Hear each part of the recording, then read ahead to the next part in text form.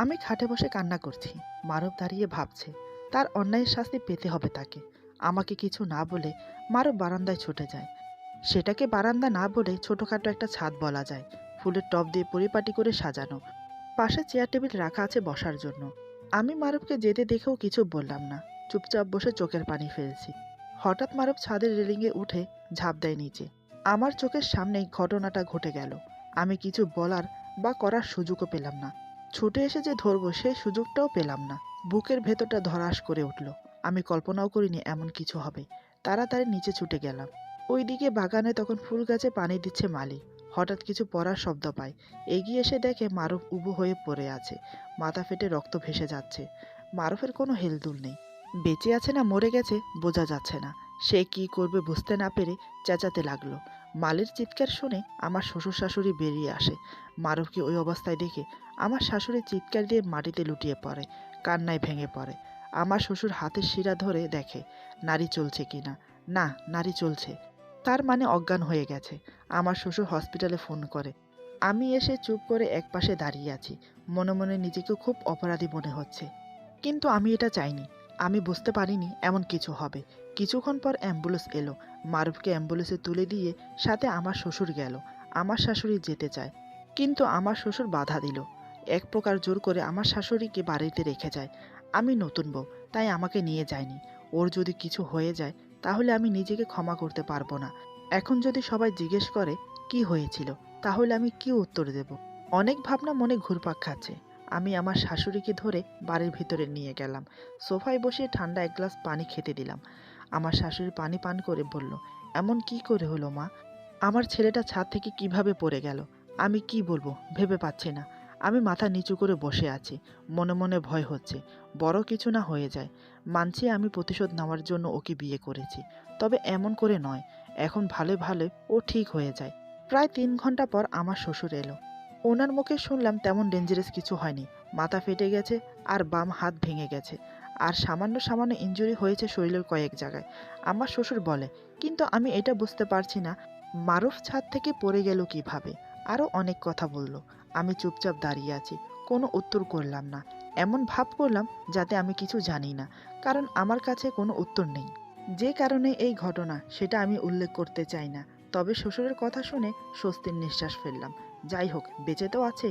2 দিন হসপিটালে রেখে বাড়িতে নিয়ে আসে। ওকে দেখাশোনার দায়িত্ব আমার উপরে পড়ে, কারণ আমি ওর স্ত্রী তাই। কিন্তু এটা কেউ জানে না আমরা স্বামী স্ত্রী হলেও আমাদের মাঝে এখনও সেই সম্পর্কটা গড়ে ওঠেনি। এদিকে আমার শ্বশুর শাশুড়ি সবাই জিজ্ঞেস করলো কিভাবে পড়ে গেল ছাদ থেকে। মারুফ বলে, বুঝতে পারিনি। রেলিংয়ের উপরে উঠতেই পা পিছলে পড়ে গেছি। সত্যি কথাটা সবার কাছ থেকে চেপে গেল। সারাদিন আত্মীয় স্বজন সবাই এসে দেখে গেল, তাই আমার সাথে তেমন কথা বলতে পারিনি। রাতে বসে স্যুপ খাইয়ে দিচ্ছি। মারুফ আমার চোখের দিকে তাকিয়ে আছে। আমি চুপচাপ স্যুপ খাইয়ে মেডিসিন খেতে দিলাম। মারুফ একটা কথাও বলছে না। আমি মনে মনে ভাবছি, যাকে ঘৃণা করি তার সেবা আমাকেই করতে হচ্ছে। কি ভাগ্য আমার। এদিকে মারুফ আমাকে কিছু বলতে চায়, কিন্তু কিভাবে শুরু করবে ভেবে পাচ্ছে না। আমি জিজ্ঞেস করলাম, কোনোভাবেই আমাকে মানাতে পারছে না, তাই চুপ করে গেল। আমিও আর কিছু বললাম না। একসময় দুজন ঘুমিয়ে পড়লাম। পরের দিন ঘুম থেকে উঠে দেখি মামুন ঘুমাচ্ছে। কিছুক্ষণের জন্য তাকিয়ে রইলাম। এই প্রথম ওকে এত কাছ থেকে ভালো করে দেখছি। সত্যি আলাদা একটা মায়া কাজ করে ওর মুখ জুড়ে। এই মানুষটা একদিন আমার সর্বনাশ করেছিল। আল্লাহর কি হুকুম, এখন আমি তার স্ত্রী হয়ে তার কাছে এসেছি। নিজের অপরাধের শাস্তি পেতে নিজেই ছাদ থেকে লাফ দিয়েছিল, আবার ক্ষমাও চাইল। সত্যি অদ্ভুত। না, এত সহজে ওর মায়া জড়ালে চলবে না। আমি যে কষ্ট পেয়েছি সেটা ওকে হাড়ে হাড়ে বোঝাতে হবে। এইসব ভাবছি ওর মুখের দিকে তাকিয়ে থেকে। হঠাৎ ওর ঘুম ভেঙে গেল। দেখে আমি সামনে দাঁড়িয়ে আছি। এদিকে ওর ঘুম ভাঙতে আমি সরে যেতে চাইলাম, কিন্তু পারলাম না। তার আগেই মারুফ আমার হাত ধরে ফেলে। আমি বললাম, কি করছো, হাত ছাড়ো। মারুফ বলে, কেন ছাড়বো? তোমার হাত ধরার অধিকার আমার আছে। আগে এটা বলো, আমার দিকে তাকিয়ে কি দেখছিলে? আমি বললাম, তেমন কিছু না, তোমার মাথার বেন্দেজটা ঠিক আছে কিনা সেটা দেখছিলাম। মারুফ বলে, মিথ্যে বলছো, তুমি চুপি চুপি আমাকে দেখছিলে। কি তাই তো? আমি বললাম, কেন? তোমাকে দেখব কেন? তোমার কি দুটো সিং গজিয়েছে? মারুফ বলে, সিং গজালে যে দেখতে হবে এমনটা কিন্তু নয়। তুমি আমাকে দেখছিলে, আমি জানি। না স্বীকার করলে বলার কিছু নেই। আমি বললাম, কিছু বলতে হবে না, এখন দয়া করে হাত ছাড়ো। সেই কখন থেকে হাত ঘষে যাচ্ছ, একটু পরে আগুন না ধরে যায়। এই কথা শুনে মারুফ হেসে বলে, তোমার কথা শুনে হাসি পায়। আমি বললাম, আমি হাসির কিছু বলিনি, যা সত্যি তাই বলছি। এই বলে হাত ছাড়িয়ে নিলাম। মারুফ তখনও মুচকি মুচকি হাসছে। আমি বললাম, ফ্রেশ হয়ে নাও, আমি তোমার জন্য নাস্তা নিয়ে আসছি। এই বলে নিচে চলে গেলাম। কিছুক্ষণ পর ওর জন্য নাস্তা নিয়ে এলাম। ততক্ষণে ও ফ্রেশ হয়ে নিয়েছে। মারুফ আমাকে বলে, তুমি আমাকে ঘৃণা করো, তোমার ব্যবহারে তাই বোঝা যায়, কিন্তু তারপরও আমার সেবা করছো। এতটুকু ত্রুটি রাখো না আমার যত্নে। কাল থেকে দেখছি আমার সব কিছুর খেয়াল রাখছো। এমনটা কেন, জানতে পারি? আমি বললাম, বিয়ের আগে ছিলাম মিস, আর এখন বিয়ের পরে হয়েছি মিসেস। তার জন্য আর কি, দায়িত্ব ঘাড়ে পড়েছে, তাই পালন করতে হচ্ছে। আমার কথা শুনে মারুফের মুখটা কালো হয়ে গেল। গম্ভীর সুরে বলে, তার মানে আমি তোমার কাছে বোঝা? আমি বললাম, আমি কখন সেটা বললাম? আমি তো কিছুই বললাম না। মারুফ বলে, তোমার কথা তাই বোঝা যায়। আমি বললাম, বেশি বোঝা ভালো না, এখন চুপচাপ নাস্তা খেয়ে নাও। মারুফ বলে, আমাকে কষ্ট দিয়ে তুমি সুখ পাও, তাই না? আমি বললাম, শুধু সুখ নয়, অনেক আনন্দ পাই, যেটা তুমি বোঝো। মারুফ বলে, কতদিন এভাবে চলবে শুনি? আমি বললাম, জানি না, তবে যতদিন আমার তৃপ্তি না মেটে। মারুফ বলে, সবকিছু ভুলে নতুন করে শুরু করা যায় না? এক হাতে তো কিছুই করতে পারে না। এভাবে 1 সপ্তাহ সেবা যত্ন করার পর একটু সুস্থ হলো। মাথার আঘাত শুকিয়ে এসেছে, তবে হাত এখনো ভালো হয়নি। 1 মাস পর ব্যান্ডেজ চেঞ্জ করবে, তার জন্য অফিসেও যেতে পারছে না। তাই বাড়িতে ম্যানেজারকে ডেকে অফিসের সম্পূর্ণ কাজ করানো হচ্ছে। মারুফ বসে থেকে সব বলে দেয়। এদিকে আমাদের দুজনের মান অভিমান চলতেই থাকে। আজ প্রায় 3 মাস হয়ে গেল আমাদের বিয়ে হয়েছে। মারুফ এখন সম্পূর্ণ সুস্থ, তাই আজ অফিসে গেছে। কিন্তু এই 3 মাসে আমাদের মাঝে কোনো সম্পর্ক গড়ে ওঠেনি। মারুফ অফিসে চলে যাওয়ার পর শাশুড়ি মার সাথে বসে আছি। আমার শাশুড়ি মা আমাকে বলল, জানো বৌমা, আজ মারুফের জন্মদিন। এই কথা শুনে মনে মনে ভাবলাম, শত্রু হলেও তো মানুষ, জন্মদিন উইশ করা যেতে পারে। আমি বললাম, আমি তো জানতাম না মা, এখন তো অফিসে চলে গেছে। শাশুড়ি মা বলল, অফিসে চলে গেছে ভালোই তো, এই সুযোগে তুমি আয়োজন করে ফেলো। হারুকে দিয়ে যা যা লাগবে আনিয়ে নাও। হারু এই বাড়ির কাজের লোক, বয়স 40 হবে, আমাকে মেয়ের মতো স্নেহ করে। আমার শাশুড়ি বলে, তুমি একটা লিস্ট লিখে দাও, আমি আনিয়ে দিচ্ছি সব। শাশুড়ির কথা মতো একটা লিস্ট লিখে শাশুড়ির হাতে দিলাম। সেই অনুযায়ী সব কিছু আনিয়ে দিল। মারও ফিরবে রাত 8টায়, তার আগেই ঘর সাজানো হয়ে গেছে। আমার শাশুড়ি নীল রঙের শাড়ি দিয়ে বলে, এই শাড়িটা পরে রেডি হয়ে নাও, এই শাড়িতে তোমাকে খুব মানাবে। কিন্তু আমার কোনো ইচ্ছে নেই সাজগোজ করার। তবে শাশুড়ি বলে কথা, তাই মুখের উপরে কিছু বলতে পারছি না। চুপচাপ শাড়িটা পরে রেডি হয়ে নিলাম। রাতের দিকে আমি, আমার শ্বশুর শাশুড়ি, বাড়ির সব কাজের লোক ওয়েট করছি ওর জন্য। শাশুড়ি মা ফুলের তোড়া হাতে দিয়ে বলে, তুমি আগে গিয়ে দাঁড়াও। আমি বললাম, আমি কেন মা, আমি চাই আপনি দাঁড়ান। কিন্তু আমার শাশুড়ি জোর করে আমাকে দাঁড় করিয়ে দিল। 8টার দিকে মারুফ বাড়ি ফিরে। লাইট অফ করে সবাই ড্রয়িং রুমের দরজার সামনে দাঁড়িয়ে আছি। মারুফ দরজা খুলে ঘরে প্রবেশ করতেই দেখে সারা ঘর অন্ধকার। মারুফ বলে, কি ব্যাপার, বাড়ির সবাই কোথায় গেল, ঘর অন্ধকার কেন? এইসব বলতে বলতে আমার সামনে এসে দাঁড়ায়। অন্ধকারে কিছু দেখা যাচ্ছে না। হঠাৎ হারু কাকা লাইট অন করে। আমি মারুফকে সামনে দেখে ভূত দেখার মতো চমকে উঠে পিছোতে যাই। ঠিক তখনই শাড়িতে পা আটকে গিয়ে পড়ে যাব, তার আগেই মারুফ আমাকে জড়িয়ে ধরে। আমিও কিছুক্ষণের জন্য স্তব্ধ হয়ে যাই। মারুফ আমার দিকে অপলক দৃষ্টিতে তাকিয়ে আছে। ওর চোখ সরার নামই নিচ্ছে না। আমাদের এই অবস্থায় দেখে সবাই মিটে মিটে হাসছে। আমার সম্বিত ফিরতে সরে দাঁড়িয়ে বলি, হ্যাপি বার্থডে। এই বলে ফুলের তোড়া হাতে দিয়ে সবার পিছনে গিয়ে দাঁড়াই। আসলে আমার লজ্জা করছিল ওখানে দাঁড়াতে। সবার সামনে এমনটা হবে ভাবতে পারিনি। তারপর সবাই মারুফকে উইশ করে। এক সময় কেক কাটা হলো। প্রথমে কেক খাওয়ালো আমার শ্বশুর শাশুড়িকে, তারপর আমাকে খাওয়াতে আসে। আমি আপত্তি জানাই। মারুফ ফিসফিস করে বলে, কেকটা খেয়ে নাও, তা না হলে সবাই খারাপ ভাববে। আমি আর কিছু বললাম না, ওর হাত থেকে কেকটা খেয়ে নিলাম। রাতে খাওয়া দাওয়া শেষ করে সবাই ঘুমাতে চলে গেল। মারুফ সোফায় বসে আমাকে বলে, নীল শাড়িতে তোমাকে খুব সুন্দর লাগছে। আমি বললাম, ধন্যবাদ। মারুফ বলে, আমাকে স্বামী হিসেবে মানো না, কিন্তু আমার জন্মদিনের আয়োজন করেছো, আবার আমার জন্য সুন্দর করে সেজেছো, বুঝলাম না কিছু। আমি বললাম, আমি কিছুই করিনি, যা করেছে সব মা করেছে। ইভেন আমি জানতাম না আজ তোমার বার্থডে। মারুফ বলে, তাহলে ধন্যবাদ মাকে জানানো দরকার, তার জন্য তোমাকে আজকে এতটা কাছে পেয়েছে। আমি বললাম, এতে খুশি হওয়ার কিছু নেই, এটা একটা অ্যাক্সিডেন্ট ছিল। মারুফ বলে, 3 মাস হয়ে গেল আমাদের বিয়ে হয়েছে, কিন্তু আমি তোমাকে এখনো ছুঁয়ে দেখতে পারিনি। আজ প্রথম তোমাকে জড়িয়ে ধরেছি, সেটা আমার জন্য কতটা যে আনন্দ তুমি বুঝবে না।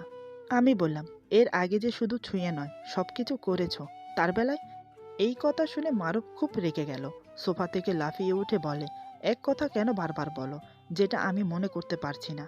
দয়া করে এই কথাটা আর দ্বিতীয়বার বলো না। আমি ওই ধরনের ছেলে না। যদি খারাপ ছেলে হতাম তাহলে তোমার অনুমতির জন্য বসে থাকতাম না, জোর করে নিজের চাহিদা মিটিয়ে নিতাম। এরপর ছুটে এসে আমার হাতের বাজু ধরে মুখের সামনে মুখ এনে বলে, ভালোবাসি তোমাকে, বড্ড ভালোবাসি। কিন্তু তোমার চোখে সেটা পড়ছে না। প্রতিটা মুহূর্ত যে কতটা কষ্ট পাচ্ছি সেটা তুমি অনুভব করতে পারছো না। মানুষ মাত্রাই ভুল হয়। আমার ভুলের জন্য 3 মাস ধরে ক্ষমা চেয়ে আসছি, কিন্তু তুমি ক্ষমা তো দূর, তোমার মাঝে এতটুকু অনুশোচনা পর্যন্ত হয়নি। আমি ভুল করে ক্ষমা চাইছি, কিন্তু তুমি আমাকে প্রতিনিয়ত কষ্ট দিয়ে যে ভুলটা করছো তার জন্য তুমি কয়বার ক্ষমা চেয়েছো? যখন আমি তোমাকে ধর্ষণ করেছি তখন তুমি সব ভুলে নতুন করে শুরু করছিলে। তাহলে এখন কেন পারছো না সব ভুলে নতুন করে শুরু করতে? আমি কি এতটাই বাজে? আমি কি তোমার স্বামী হওয়ার অযোগ্য? বলো, চুপ করে আছো কেন? এই প্রথম মারুফ আমার সাথে জোর গলায় কথা বলল। ওর কথা শুনতে শুনতে আমার চোখ দিয়ে পানি গড়িয়ে পড়ছে, কিন্তু আমি কোনো কথা বলতে পারছি না। জানি না কি হলো আমার। আমাকে কাঁদতে দেখে মারুফ বলে, কাঁদছো কেন? আমি কি তোমাকে মেরেছি? ব্যাস একটু জোরে কথা বলেছি, তাতেই চোখের পানি? ঠিক আছে, সরি, আর কখনো এমন করে বলবো না। এই কানে ধরছি, এবারের মতো মাফ করে দাও। চলো ঘুমাবে। এই বলে আমার হাত ধরে উঠিয়ে বিছানায় শুইয়ে দিল।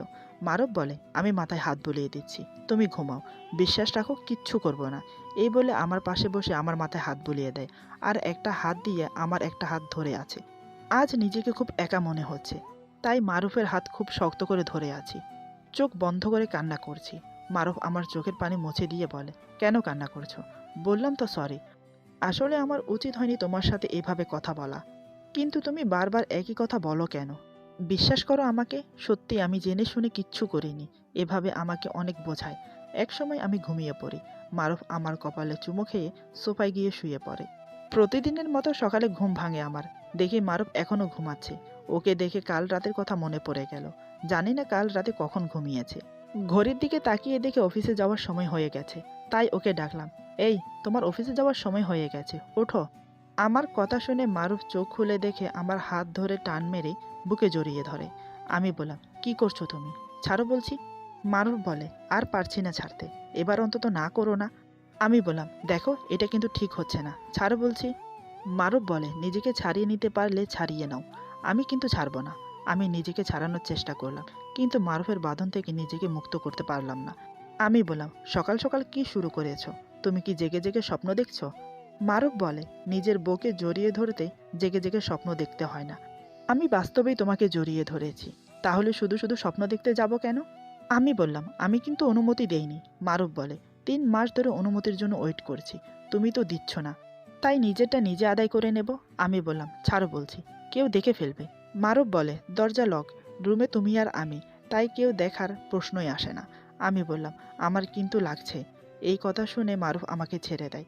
এদিকে আমি ছাড়া পেয়ে বাঁচলাম। আমি দাঁড়িয়ে আছি।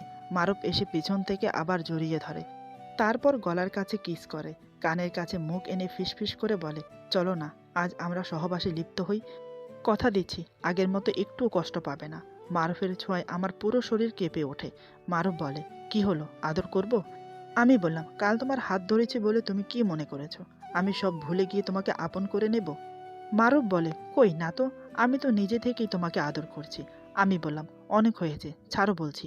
সে তখন থেকে ভালো করে বলছি, কিন্তু কথা কানে যাচ্ছে না। এক কথা বারবার বলতে না আমার ভালো লাগে না, তাই ভালোভাবে বলছি, ছেড়ে দাও। মারুফ বলে, না ছাড়লে কি করবে শুনি? আমি ছাড়বো না, তোমার যা মন চায় তাই করো। আমার খুব রাগ হলো কথা না শোনায়। হঠাৎ জোরে একটা থাপ্পড় মারি, তাতেই কাজ হলো। মারুফ আমাকে ছেড়ে দিয়ে অবাক হয়ে তাকিয়ে আছে আমার দিকে। ও কল্পনাও করেনি আমি ওকে থাপ্পড় মারবো। ব্যাপারটা আমারও বোধগম্য হলো না। আমি কি করলাম? রাগের বশে ওকে থাপ্পড় মারলাম?